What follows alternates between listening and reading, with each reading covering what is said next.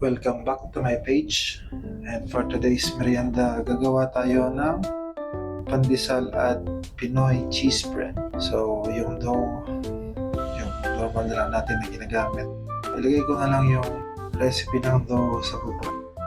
As usual, yung mga lagi kong ginagamit na recipe para sa ating dough. So, start ko lang dito sa pandesal. So, hulma lang natin. Then, i-cut lang natin ng medyo paba. Ito yung pinakamadaling gawing tinapay talaga itong pandesal. Pag na-form mo na yung, napaalsa mo na yung dough, pa-form mo lang siya na parang ganyan pahaba. Tapos i-cut mo na siya. Tapos i-dip mo na siya sa breadcrumbs. So, ganun lang. Yan, didip lang natin yan.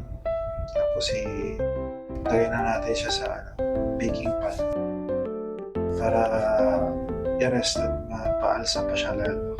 Kasi yun yung magpapalambot lalo ng tinapay, yung tamang pagpapaalsa. So after ng pandesal, gagawa naman tayo ng pang-coat ng ating Pinoy cheese bread.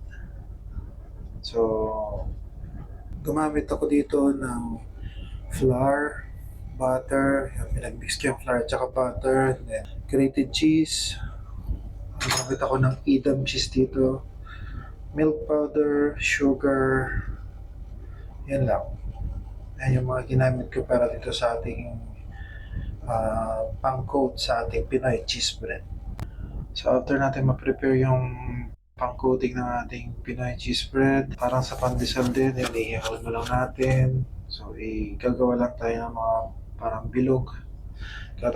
I-form natin siya na circle. Tapos natin ma-form lahat yan. Ready naman natin yung milk. Kailangan natin yun ng milk para kumapit yung ating pang-coat. Ayan, i-dip lang natin siya sa milk. Then i-dip natin siya dun sa ating pang-coating. Tapos yun na. After na, lagyan na rin natin siya sa baking pan. So after nyan, i-rest din natin siya para yun nga, makuha natin yung tamang lambot ng ating tinapay sa tamang pagpapaalsa. Mostly, pinapaalsa ko yung mga tinapay, mga nasa 40 minutes. I-bake ko siya within 15 minutes. Kung minsan, syempre hindi natin makakontrol ang ating oven. I-bake natin siya ng mga 15 to 18 minutes. Ayan na yung maximum. So that's it. Ready na ang ating pandesal at ang ating Pinoy cheese bread. At kung nagustuhan nyo ang aking video, kaya naman pwede natin siyang i-like, share, para makatulong sa aking page. So that's it. Thank you for watching.